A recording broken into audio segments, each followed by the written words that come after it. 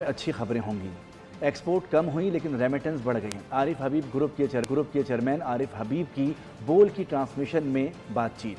कहा बजट में रोजगार और एक्सपोर्ट बढ़ाने के लिए इक़दाम होने चाहिए। रोजगार के मौके कम होना अवाम पर बोझ है। आम आदमी के लिए महंगाई ज्यादा नहीं होनी चाहिए। ये जो जीडीपी ग्रोथ टारगेट तो 4% की जगह 3.7% अचीव हुआ है। एक्सपोर्ट जो है वो वाकई कम हुआ है, लेकिन रेमिटेंसेस पे बढ़ी है।